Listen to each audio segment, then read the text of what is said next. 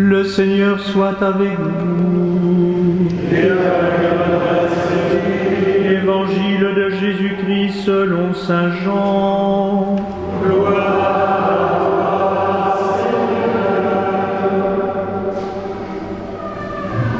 En ce temps-là, les yeux levés au ciel, Jésus priait ainsi. Père saint, je ne prie pas seulement pour ceux qui sont là, mais encore pour ceux qui, grâce à leur parole, croiront en moi. Que tous soient un, comme toi, Père, tu es en moi et moi en toi. Qu'ils soient un en nous, eux aussi, pour que le monde croie que tu m'as envoyé.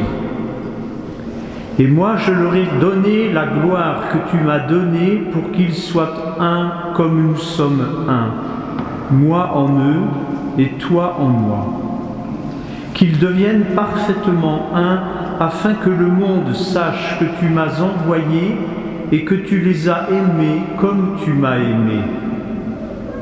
Père, ceux que tu m'as donnés, je veux que là où je suis, ils soient eux aussi avec moi et qu'ils contemplent ma gloire, celle que tu m'as donnée parce que tu m'as aimé avant la fondation du monde.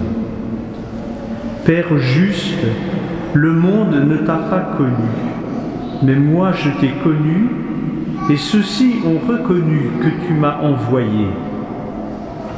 Je leur ai fait connaître ton nom et je le ferai connaître pour que l'amour dont tu m'as aimé soit en eux et que moi aussi je sois en eux.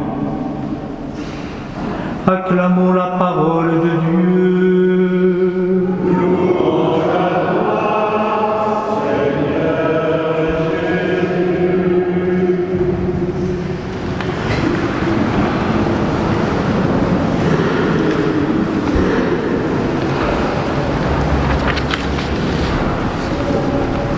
L'évangile que nous venons d'entendre sont les dernières paroles de la grande prière de Jésus qui, dans l'évangile de saint Jean, termine son ultime enseignement à ses apôtres au cours du dernier repas pris avec eux. Un enseignement qui est comme un testament que Jésus leur laisse avant de mourir. Et dans cette prière, il y a un mot qui résonne avec une insistance toute particulière, ou plutôt il y a un nom, le nom de Père. Jésus invoque Père, Père saint, Père juste. Sa prière ici est comme un développement de la première invocation de celle qu'il avait donnée déjà à ses disciples. Notre Père, que ton nom soit sanctifié. Je vous propose de nous arrêter à l'ultime parole de cette prière de Jésus que nous avons entendue. Jésus dit d'abord, « Je leur ai fait connaître ton nom et je le ferai connaître. » Quel est ce nom de Dieu ? Parce que Dieu, c'est un nom commun. Quel est ce nom particulier de Dieu que Jésus nous a fait connaître?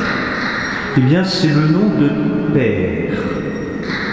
Sans doute, les peuples religieux qui croient en un Dieu créateur, c'était le cas du peuple juif, croient que le Créateur est comme un père qui prend soin de ses enfants. Mais c'est une révélation plus profonde de la paternité de Dieu que Jésus vient nous offrir.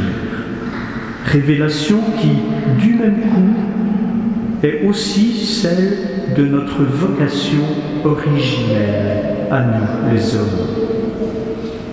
Par son enseignement, mais bien plus encore par sa manière unique, la manière unique qu'il avait de parler de Dieu, de parler à Dieu, de le prier, sa manière d'agir et de vivre sa mission dans une plénitude de communion d'amour avec lui.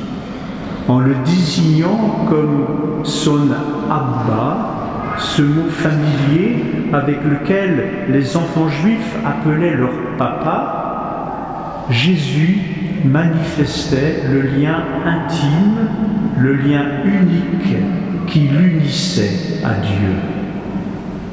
Il était le Fils venu du sein du Père par amour pour nous.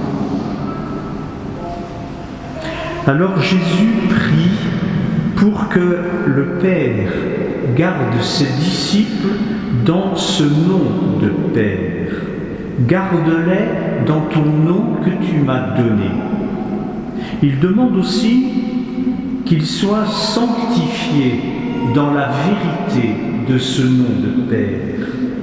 Autrement dit, que le nom de Père donné à Dieu soit comme le sanctuaire, le lieu saint par excellence où le rencontrer, le prier, s'offrir à lui en reconnaissance et en action de grâce. Il n'y a pas pour nous désormais à chercher Dieu dans le monde, dans des lieux plus sacrés que d'autres où Dieu se tiendrait. Le lieu saint, c'est le cœur de l'homme qui invoque son Père. Quand tu pries, retire-toi dans ta chambre et prie ton Père qui est là et qui voit dans le secret. Tel est le poids de l'invocation que nous disons si fréquemment dans le Notre Père, que ton nom soit sanctifié, que ton nom de Père soit connu et aimé de tous tes enfants. Dans sa prière, Jésus poursuit de la manière suivante. Afin que l'amour dont tu m'as aimé soit en eux et que moi aussi je sois en eux.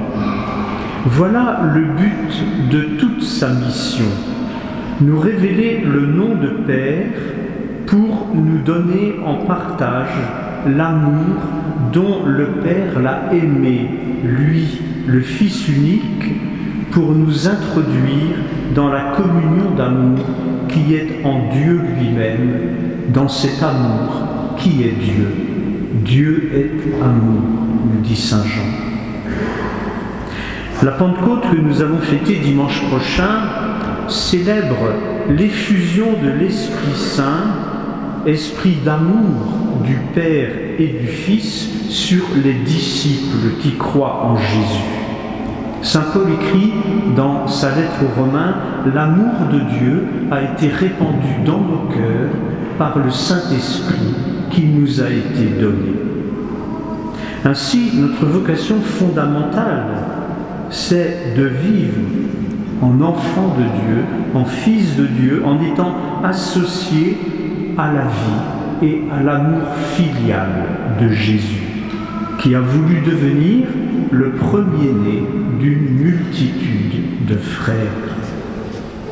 C'est le mystère de ce don, de cette communion, où le Christ vient demeurer en nous pour que nous demeurions en lui. C'est ce mystère que nous célébrons dans le baptême, la confirmation que nous avons reçue et l'Eucharistie à laquelle nous participons régulièrement.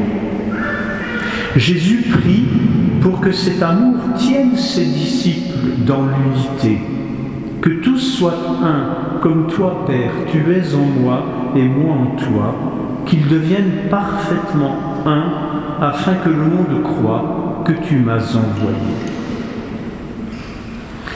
N'allons pas croire que la réalisation de cette vocation qui est la nôtre soit réservée à une élite de chrétiens privilégiés, ou on pourrait dire plus mystiques que les autres.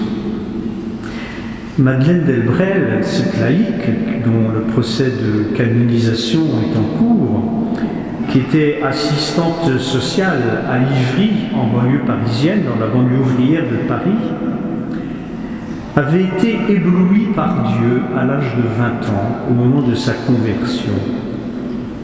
Et elle a dit comment sa vocation à l'amour dans l'esprit du Christ s'accomplissait dans l'ordinaire des jours et des activités de son travail, de ses relations.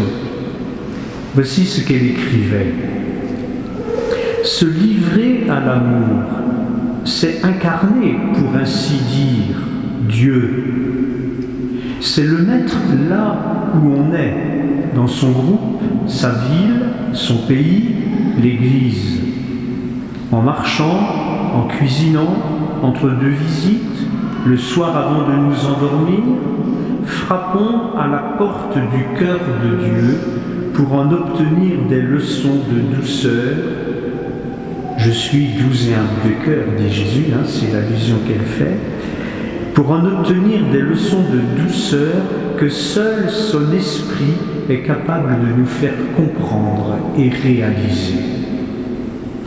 Qu'il nous apprenne à écouter les autres, à leur parler, à les regarder avec ses oreilles, sa bouche, ses yeux, ce qui nous fait entrer dans son intimité à lui d'une façon étonnante. Alors demandons pour nous-mêmes et demandons aussi les uns pour les autres que l'amour dont le Seigneur nous a aimés soit en nous, soit entre nous, et que lui-même demeure en chacun de nous et dans son Église.